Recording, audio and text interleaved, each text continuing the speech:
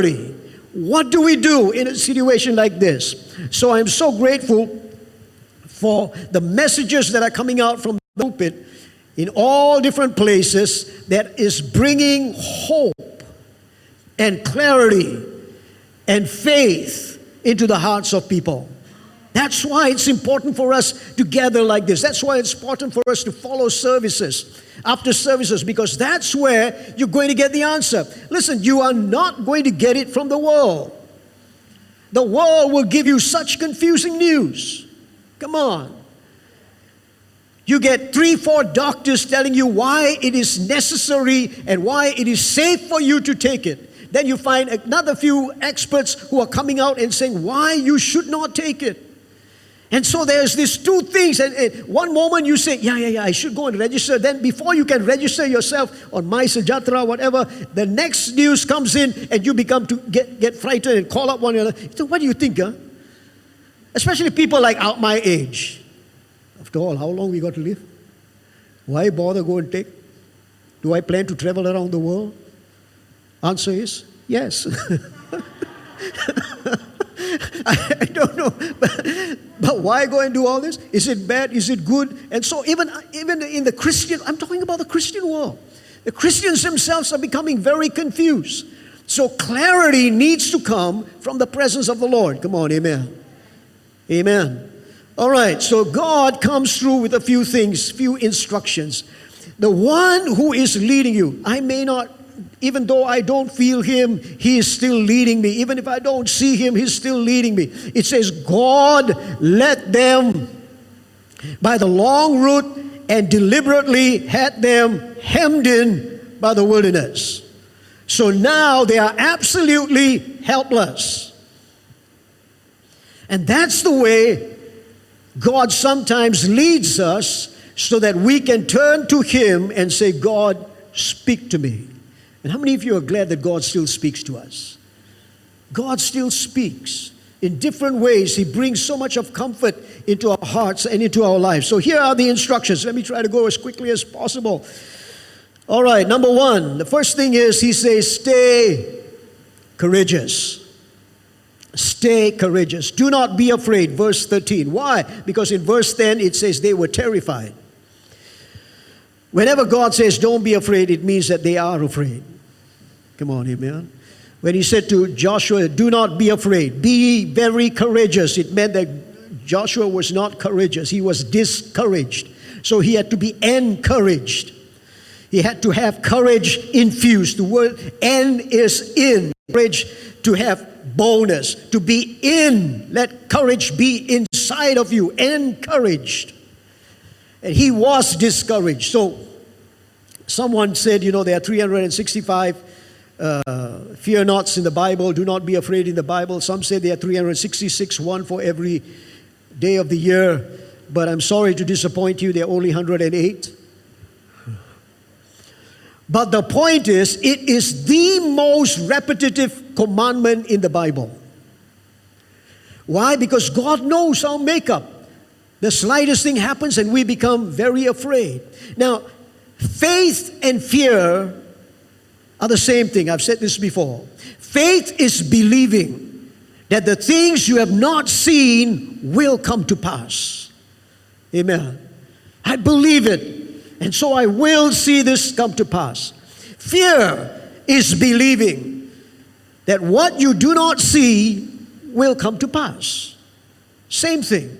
It's just that faith attracts God and the positive. Fear attracts the enemy and the negative.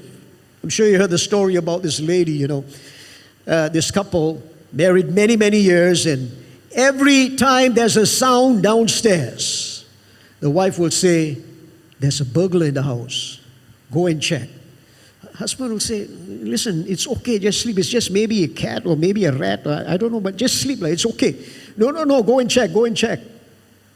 So she'll wake him up, he'll get up, he'll go downstairs. Every time there's a sound, she'll wake him up. So he has to get up. Got burglar downstairs, got burglar.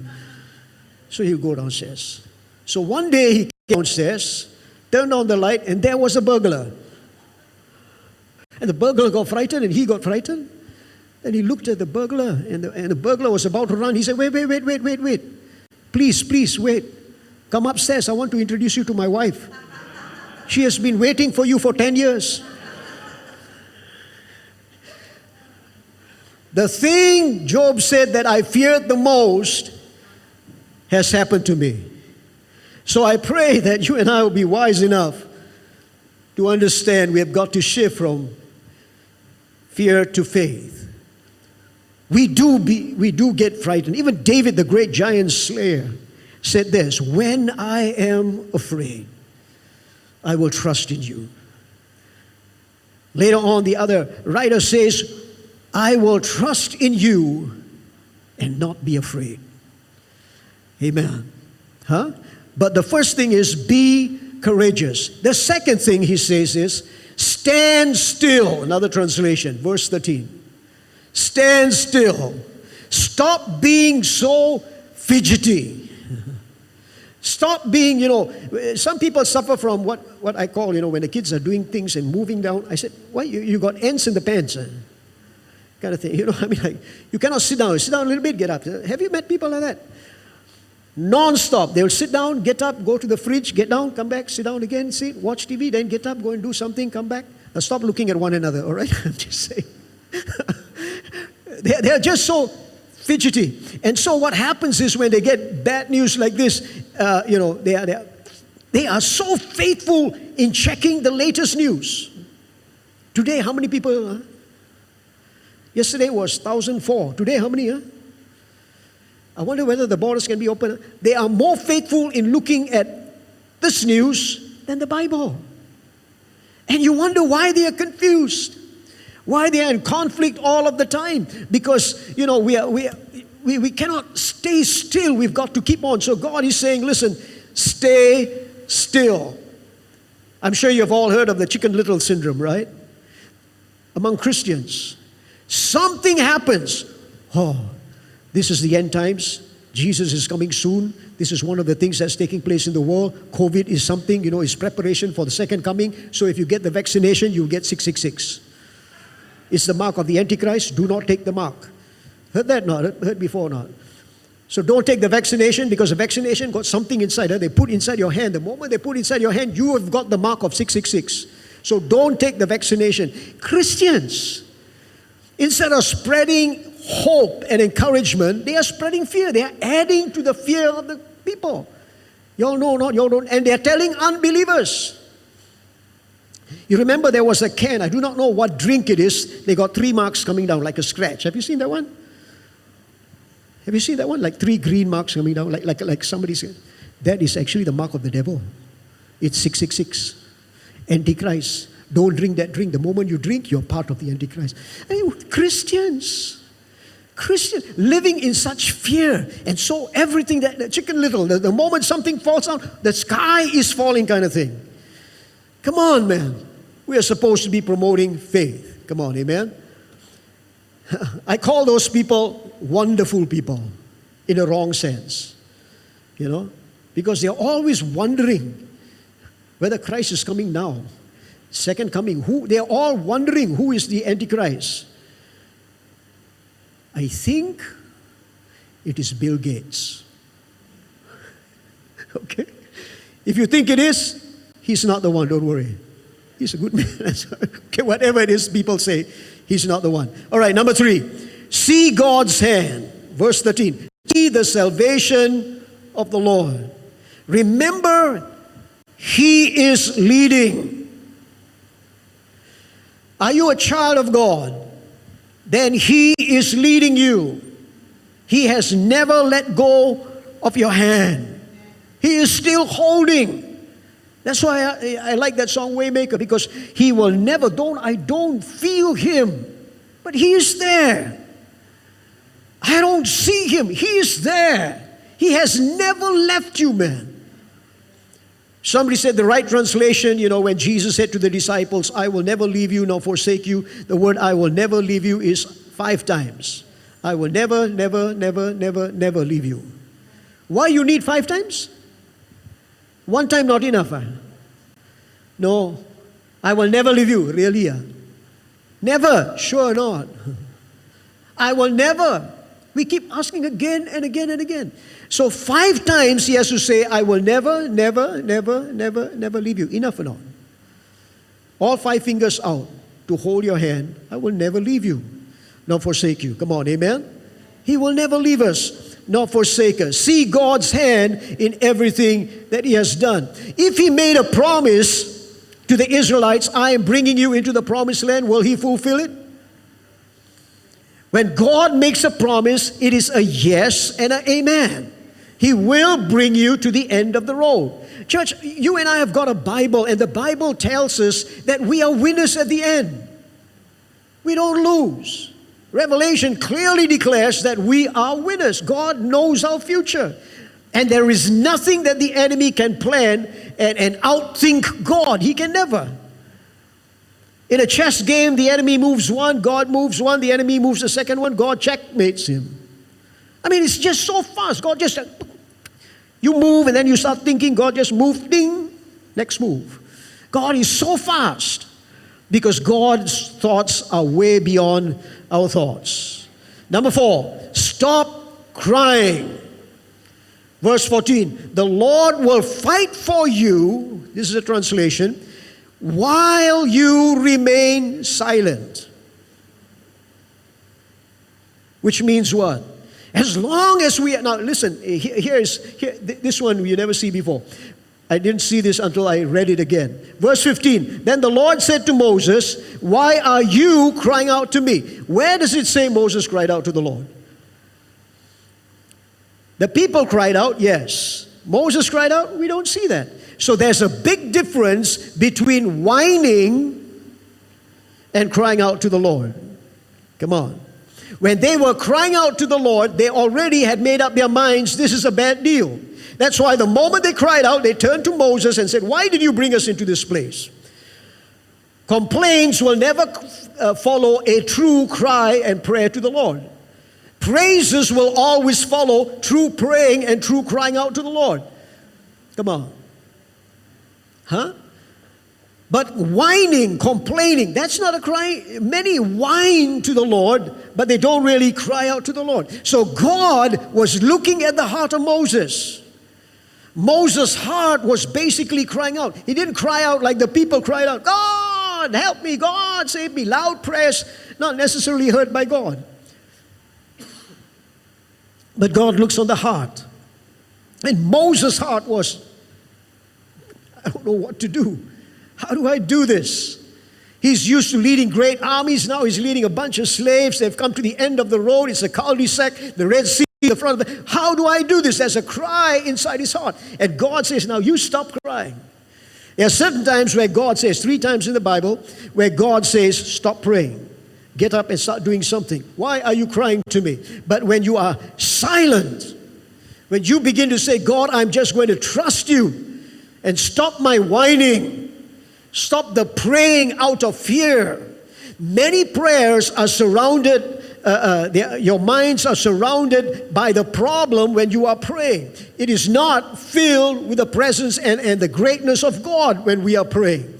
For when you pray by faith, you see the greatness of God. When you pray in fear, you are seeing the enemy. You are seeing all the things that are around about you. So may God shift us, take us out of our praying in fear and pray by faith. For if you ask anything by faith, it shall be given unto you. Come on, amen? All right, big difference between whining and crying to the Lord. God sees the heart, and he saw the heart of Moses. Number 5, start functioning. Tell the sons of Israel to go forward. Earlier he said, stand still and be silent. Now he's saying, move forward. When he goes to the left, I will go to the left. When he goes to the right, I will go. When he says start moving, move. When he doesn't tell us to move, stand still. Don't panic. Don't let fear come and grip your heart. Stand still. If you don't feel, what am I supposed to do? Don't do. Stay still. But when he says, all right, man, come on, get up and go. The moment the boundaries will open First thing we did was drive back to our home. 2.5 months, never been to Sepang. Suddenly the borders are open, in the sense, state borders within the borders. I wish the whole borders were be open all. Guess where we will go? The beach was crowded because the people in Selangor cannot go to Port Dickson. So they come to Baganalang, Sepang, right? Because open. The moment it was open, when we cannot go, stay still. Don't stay and complain. Hey, yeah, cannot go anywhere. I want to go holidays, so cannot go. I want to go here, so cannot go anywhere, so I want to go. Still shops open, right? Still, people still went to shopping malls, right? Cannot go anywhere. What cannot go anywhere? You all went everywhere. Except that don't cross the border, lah. District don't cross, lah. But in your own district went. Some even said, okay, Federal Highway can go all the way to KL. Because no police check. So the thing is, when he opens and he says, move, then move. Start functioning. Come on, amen? When God says move, then move. Knock on doors if doors seem to be closed. Try for new opportunities. When God shuts down something, stay for a while. Then when He opens, keep believing that God will open. Just said to somebody the other day, when God closes one door, He will always open another one. Say amen. Amen. Hallelujah. Let me just close with Matthew chapter 11, verse 28 and 30. We know this so well. Come to me, all you who labor and are heavy laden, and I will give you rest. Take my yoke upon you. Learn from me. I am gentle, lowly in heart, and you will find rest. My yoke is easy, my burden is light. God wants to call us into a rest. The book of Hebrews says there is a rest for the people of God. And may our spirits not be so, stirred and confused and in conflict all of the time. Encounter your deliverer in your dilemma. Encounter him. When you are faced with this, what shall I do? What shall I do? You do not know. You feel like you're in a cul-de-sac, no way out. What shall I do? Encounter your deliverer in your dilemma. Can I hear an amen? Stand with me this morning. We're going to bring this to a close. Musicians come.